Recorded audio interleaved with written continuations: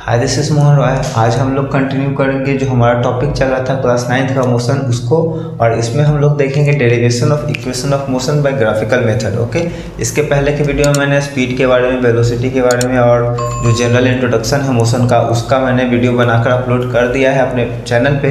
तो आज हम लोग जो टॉपिक डिस्कस करने वाले हैं वो है हमारा काफ़ी इंपॉर्टेंट टॉपिक। तो आज का हमारा टॉपिक ये है graphical representation of equation of motion. ये काफ़ी इंपॉर्टेंट टॉपिक है और सबसे खास बात यह है कि जब कोई ऑब्जेक्ट कांस्टेंट एक्सेशन से मूव करता है तो उस जगह हम लोग इक्वेशन ऑफ मोशंस का यूज करते हैं। तो चलते इसको जल्दी से हम लोग समझने की कोशिश करते हैं, कैसे इसको हम लोग समझ सकते हैं, कैसे डिराइव करेंगे equation of motion by graph से। तो सबसे पहले इसके लिए हम लोग क्या करेंगे, ग्राफ प्लॉट करेंगे। मैं इधर साइड में कर लेता हूँ ताकि आपको कोई प्रॉब्लम ना हो बाद में कोरिलेट करने में। ये एक्सिस हो गया, वाई एक्सिस हो गया, एक्स एक्सिस जिस पे हम लोग रख देंगे टाइम को। ओके, इधर हम लोग ने रख दिया टाइम को और वाई एक्सिस पे हम लोग ने रख दिया वेलोसिटी। ओके, ये हो गया हमारा एक्स एक्सिस और वाई एक्सिस। एक्स पे मैंने रख दिया टाइम को, वाई पे रख दिया ये हमारा ऑब्जेक्ट का कुछ इनिशियल मोशन था जिसको हम लोग बोले ओ ए। यहाँ से ये चला यहाँ, इस पॉइंट को हम लोग बोलेंगे बी। ओके, ऑब्जेक्ट पहले से कुछ चल करके आ रहा था, उसके पास पहले से कुछ मोशन था। ये जो हम लोग का डिस्टेंस है यू कहलाएगा। ओके, इनिशियल स्पीड क्या है इसका, पहले से है। ऑब्जेक्ट के पास इनिशियल स्पीड पहले का है, ये इसका फाइनल वेलोसिटी हुआ। कांस्टेंट एक्सेशन से चलते जा रहा है, इसका स्पीड बढ़ते गया। अब देखिए इसके परपेंडिकुलर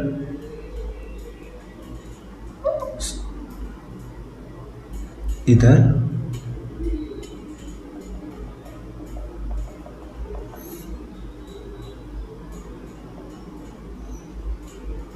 और इधर ये मैंने डाल दिया एक, ये इनिशियल स्पीड है इसका यहाँ से। ओके, ये हो गया इसका फाइनल स्पीड। फाइनल स्पीड हो गया हम लोग का ये ऑब्जेक्ट का यहाँ से यहाँ तक फाइनल स्पीड, जो एक्स एक्सिस और वाई एक्सिस पे जिसका स्लोप आएगा वो उसका हो जाएगा फाइनल स्पीड। अब इस पॉइंट का नाम हम लोग रख देते हैं सी, इसका रख देते हैं डी। हो गया हमारा। अब देखिए हम लोग को डिराइव क्या करना है, इक्वेशन ऑफ मोशन 3/9 में पढ़ना है। पहला हम लोग का है v is equal to u plus a t. Second जो है वो है हमारा s is equal to u t plus half a t square. और जो थर्ड इक्वेशन हमारा है v square is equal to u square plus 2as। Okay, ये तीन इक्वेशन है, इन्हीं तीनों को ड्राइव करना है। सबसे पहले हम लोग बात करेंगे फर्स्ट का, v is equal to u plus a t. अगर v का बात करें तो v क्या है हम लोग का फाइनल वेलोसिटी, b से d का जो दूरी है वो है फाइनल वेलोसिटी। ओके, तो देखते हैं इसको कैसे ड्राइव करेंगे। फर्स्ट इक्वेशन को v इज इक्वल टू हम लोग क्या लिख सकते हैं, B D. Okay, B D को अब क्या लिख सकते हैं, B C plus C D. क्यों, क्योंकि हमको लाना है इसमें v बराबर यू प्लस ए टी। तो v को हम लोग यहाँ से लिख सकते हैं v is equal to B C plus C D. कोई इशू नहीं है। अब यहाँ पे आप देख पा रहे होंगे ये जो डिस्टेंस है ओ ए किसके बराबर है, सी डी के बराबर है। ठीक है, अगर आप ध्यान से देख पा रहे हो तो आपको एक रेक्टेंगल दिख रहा होगा जिसमें ये पैरेलल लाइन एक दूसरे के बराबर होता है, ये एक दूसरे के बराबर रहता है। तो हम लोग इसको यहाँ से लिख सकते हैं बी सी प्लस ओ ए। कोई इशू नहीं है, v is equal to B C plus O A, क्योंकि ये ओ ए जो है सी डी के बराबर है। अब हमारा हो गया v is equal to B C plus u. ठीक है, v is equal to B C plus u, ये हम लोग का हो गया पहला इक्वेशन। ठीक है, अब यहाँ से अगर हम लोग बी सी फाइंड करने की कोशिश करें, क्योंकि हमको a चाहिए, तो a हम लोग कैसे डिराइव करेंगे, स्लोप ऑफ tan थीटा। ये जो लाइन है x एक्सिस और y एक्सिस पे वो हमारा क्या देगा, स्लोप देगा बी सी। तो अगर a का बात करें तो a क्या होता है हम लोग का, a होता है ए सी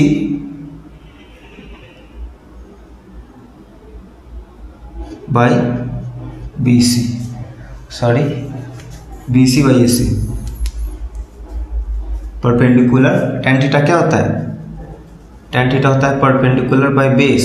ओके, तो यहाँ पे जो स्लोप ऑफ tan थीटा है वही देगा हम लोग का एक्सेलरेशन। tan थीटा का जो स्लोप है ये परपेंडिकुलर और बेस, तो ऊपर रखेंगे पहले परपेंडिकुलर को BC by AC। Okay, AC को हम लोग क्या लिख सकते हैं? OD लिख सकते हैं, जो कि टाइम है। तो हम लोग का ये हो गया एक्सेलरेशन इक्वल टू BC बटा में T। AC को हम लोग क्या लिख सकते हैं? AC क्या है? टाइम है, तो ये हो गया T। अब बात करें BC का, तो BC क्या हो गया? BC is equal to 80। Cross multiplication कर दिए। अब इसको मान लेते हैं equation 2 from equation first and second.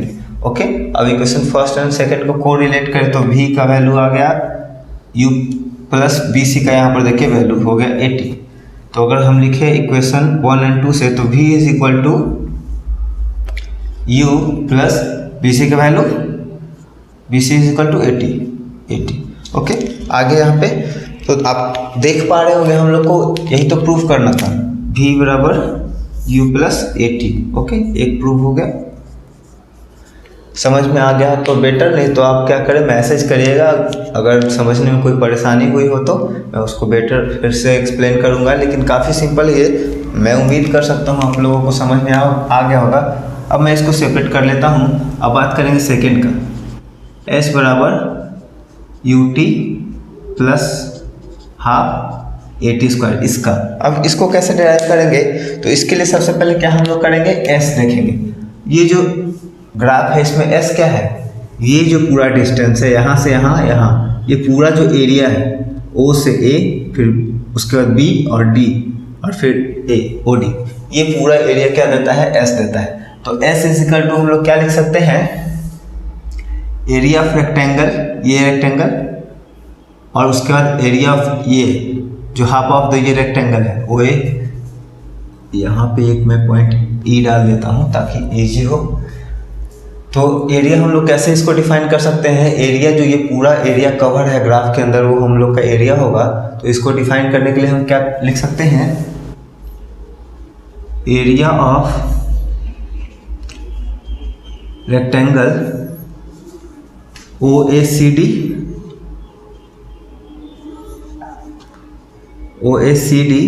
Plus area of triangle, यहाँ से दिख रहा होगा ACB।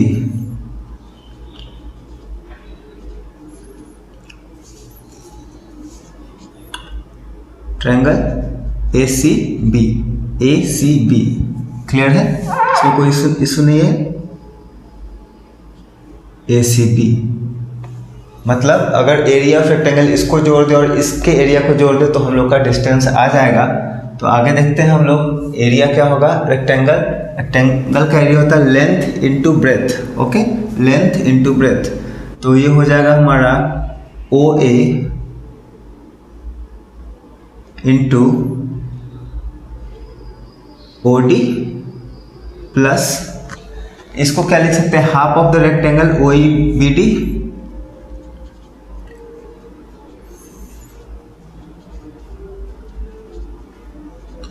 Half of the rectangle ACBE। अब देखते हैं यहाँ से हम लोग का OA इक्वल टू क्या है? U है, और OD हम लोग का क्या है? T है, plus half area of rectangle AEBC क्या लिख सकते हैं हम लोग? Length into breadth. Okay, AC into BC AC हम लोग का क्या हो गया? अब यहाँ से देखते हैं U into T plus half AC क्या है? ये डिस्टेंस। AC क्या डिस्टेंस बता रहा है हम लोग को? यहाँ से यहाँ, ये पैरेलल है तो इक्वल है, तो इसको हम लोग लिख सकते हैं T। और BC देखिए यहाँ पे आपको दिख रहा होगा, BC हमने डिराइव किया था। BC क्या होता है? 80। BC equal to 80। Okay, BC equal to 80। अब यहाँ से देखते हैं हम लोग का आ पाया है कि नहीं। आगे चलते हैं। ये हो गया UT प्लस हाफ A और TT मल्टीप्लाई होकर के हो गया 80 स्क्वायर। ओके, देखिए कितना इजी से ये डिराइव हो रहा है, काफ़ी आसान है। इसमें थोड़ा सा कुछ बच्चों को प्रॉब्लम होता है, इसलिए मैंने सोचा कि इसको डिराइव कर दूँ। तो ये काफ़ी इजीली वे में हो गया। अब बात करते हैं हम लोग तीसरे के ऊपर। तीसरे के ऊपर चलते हैं, जो हम लोग का था। यहाँ से मैं सेपरेट कर लेता हूँ और ताकि यहाँ पे आ जाए वो, देखते हैं यहाँ पे कवर हो पाता है कि नहीं। अब हम लोग का जो तीसरा इक्वेशन था वो क्या था, v square is equal to u square plus 2as, इसको ड्राइव करना था। इसमें भी कोई आपको इश्यू नहीं होगा आई होप। अब चलते हैं इसके ऊपर। अब यहाँ से बात करें तो सबसे पहले हम लोग फिर से s निकालेंगे। s इजकल टू क्या लिख सकते हैं, एरिया ऑफ ट्रेपेजियम, जो मैंने कहा था ये एरिया ऑफ ट्रेपेजियम इसको कह सकते हैं, ट्रेपेजियम के शेप में है। तो ये हो गया हम लोग का s इजकल टू, यहाँ पे क्या हो गया, area of trapezium OABD, okay, OABD। अब एरिया ऑफ ट्रेपेजियम क्या होता है, ये और ये प्लस में होगा, उसके बाद इनटू में ये आएगा और फिर इसको 2 से डिवाइड कर देंगे तो हम लोग का आ जाएगा एरिया ऑफ ट्रेपेजियम। तो हो जाएगा हम लोग का OA plus BD into OA plus BD into OD। Okay, क्या हो गया, area of trapezium equal to होता है OA plus BD into OD divided by 2, OA plus BD into OD divided by 2। अब चलिए सबको देखते हैं क्या क्या है, इसका डाटा वैल्यू पुट करते हैं। s इज इक्वल टू क्या हो जाएगा, OA अगर हम लोग देखें तो क्या है, U है, U, और उसके बाद प्लस BD अगर देखें तो क्या है, ये हम लोग का यहाँ आ गया BD को हम लोग V कर सकते हैं, लिख सकते हैं T, OD पे लिख सकते हैं T, और यहाँ पे हम लोग का हो जाएगा 2। ओके, लेकिन यहाँ पे देखिए हम लोग का इक्वेशन में क्या है, A है, तो हम लोग को A डिराइव करना पड़ेगा कहीं से, और इसमें T नहीं है, ठीक है, इक्वेशन में T नहीं है, तो T को एलिमिनेट करना होगा और A लाना होगा। ओके, तो इसके लिए हम लोग क्या करेंगे, जैसा कि हम पहले जानते हैं, यहाँ पे मैं साइड में रफ वर्क कर लेता हूँ। मैंने पहले क्या डिराइव किया, V बराबर U plus 80। Okay, V equal to क्या होता है, U प्लस 80 होता है ना। तो देखते हैं यहाँ से, अगर बात करें 80 इज इक्वल टू क्या हो जाएगा, AC इज इक्वल टू हो जाएगा V माइनस U। 80 क्या हो जाएगा हम लोग का, अगर इधर पॉजिटिव में U इधर भेजे तो V माइनस U। अब T का बात करें, T इज इक्वल टू क्या हो जाएगा, V minus U divided by A। तो अब T के वैल्यू पे हम लोग ये जो डाटा है यहाँ पे पुट कर सकते हैं। यहाँ से T के वैल्यू का चल देते हैं, डाटा पुट करके देखते हैं। S is equal to U plus V minus U divided by A, और यहाँ है 2, ठीक है, 2। S बराबर 2A। अब इसको हम लोग मल्टीप्लाई करने की कोशिश करते हैं, U भी, उसके बाद minus U square plus V square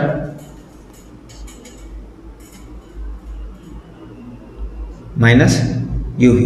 तो देखिए यहाँ पे ये UV कैंसिल आउट हो गया। यहाँ पर देखिए हम लोग के पास क्या बचा है, minus U square plus V square divided by 2A।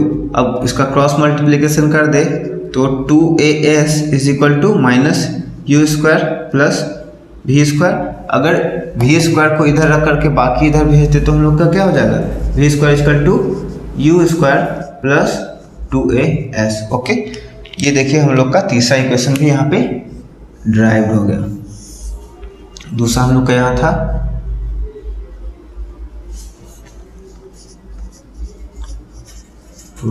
Okay, देखिए काफ़ी सिंपल था ये, इसको ड्राइव करना आसान था। अगर आपको इसमें कुछ पर्सनली प्रॉब्लम हो किसी भी बच्चे को, तो प्लीज़ मेरे कमेंट बॉक्स में आकर कमेंट करें ताकि मैं आपको बेटर एक्सप्लेन कर पाऊँगा। अगर आपको जानना है तो मैं लाइव वीडियो बना करके या फिर से इसको पार्टिकुलरली थोड़ा समय दे करके बेटर से एक्सप्लेन करूँगा। लेकिन ये काफ़ी ईजी था, यहाँ पे प्रूव हो गया। अब जो ये इक्वेशन ऑफ मोशन है उसका यूज होगा जब बॉडी कोई कांस्टेंट एक्सेलरेशन में। अब हमारा जो क्लास 9th का टॉपिक था मोशन वो फिनिश हो गया है। इसमें कुछ न्यूमेरिकल्स में करवाऊंगा और उसके बाद हम लोग नेक्स्ट टॉपिक के ऊपर मूव करेंगे। Okay, thank you. तो प्लीज़ मेरे चैनल से जुड़े रहिए, वीडियो को देखिए, दोस्तों के बीच में शेयर करिए ताकि उन सभी को हेल्प हो, और ऑफ कोर्स सब्सक्राइब करिए और लाइक करिए।